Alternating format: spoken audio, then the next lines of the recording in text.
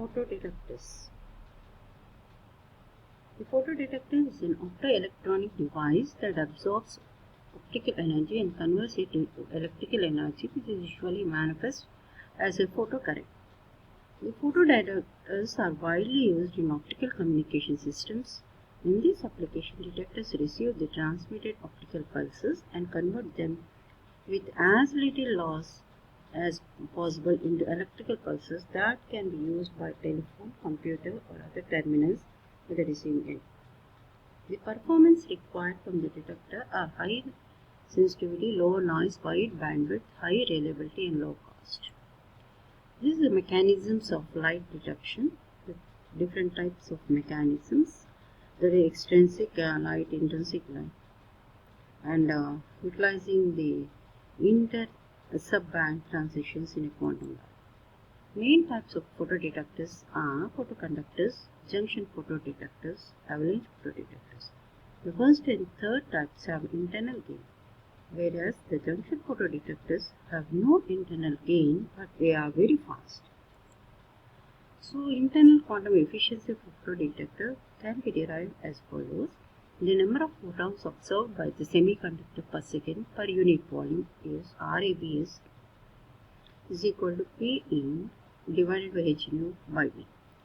So, where G we have this photon flux creates a certain electron hole pair generation rate, capital G.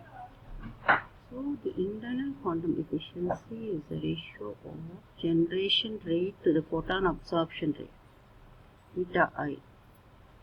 So, P in is the total power absorbed in the sample. P is the volume of the semiconductor sample, and P into 1 is the absorbed power density. So, external quantum efficiency eta of photodetectors, eta is equal to IPH by Q, P by h nu, so on. The external quantum efficiency eta is defined as the number of carriers electron hole pairs per second collected to produce the photocurrent IPH divided by the number of incident photons per second. If P is the instant optical power, the photocurrent can be related to the instant optical power. IPH is Q eta P in for h nu. The responsivity of R photodetectors is derived in terms of IPH, and we got eta into lambda by 1.2. Absorption coefficient and quantum efficiency. Some light can be transmitted to the slab after partial absorption in the material.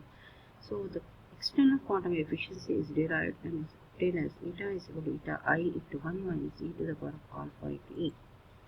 So the primary photocurrent is the IPHO is equal to Q into G into V. The generation rate is not uniform. This is the last equation we get. And the photocurrent gain, current and gain are calculated, and IPH is equal to Q eta into P into by h nu or hf into tau G. The photoconductors where the current is given by this, and I is equal to ID plus IPH. The dark current and the photon current, or the photocurrent, is equal to the total current across the sample.